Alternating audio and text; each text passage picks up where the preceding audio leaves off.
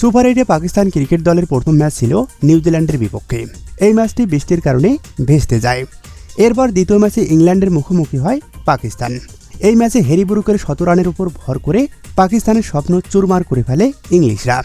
England ২ উইকেটে জয়লাভ করে, আর সে কারণেই ইতিমধ্যে সেমিফাইনালে পৌঁছে গেছে হ্যারি ব্রুকের দল।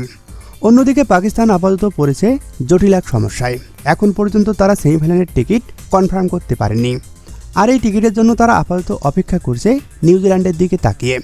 চলমান বিশ্বকাপে আজ মুখোমুখি নিউজিল্যান্ড ও শ্রীলঙ্কা। পাকিস্তান আপাতত চাইছে নিউজিল্যান্ড যেন ম্যাচটা হেরে যায়, সেক্ষেত্রে কিছুটা হলেও সুবিধা পাবে তারা। এরপর নিউজিল্যান্ড এবং ইংল্যান্ড মুখোমুখি হবে। সেই ম্যাচে পাকিস্তানের চাওয়া ইংল্যান্ড যেন জিতে যায়, আর যদি একান্তই নিউজিল্যান্ড জিতে যায় তাহলে জয়ের ব্যবধান যেন খুব বেশি না হয়।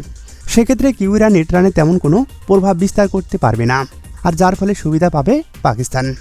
পাকিস্তানের ক্রিকেট সমর্থকরা আশা করেন এই জোড়া ম্যাচের ফলাফল যেন তাদের পক্ষেই হয়, তাহলে অন্তত ক্ষীণ একটা সম্ভাবনা থাকবে পাকিস্তানের জন্য। এখানে হিসাব নিকাশের শেষ নয়, পাশাপাশি পাকিস্তানকে বড় ব্যবধানে জিততে হবে শ্রীলঙ্কার বিপক্ষে। সেক্ষেত্রে তাদের পয়েন্ট হবে ৩, আর নেট রানে এগিয়ে থাকলে তবেই মিলবে সেমিফাইনালের টিকিট। এখন দেখার বিষয়, সমীকরণের হিসাবটা তো মেলানো গেল, মাঠের হিসাব কতটা তাদের পক্ষে যায়।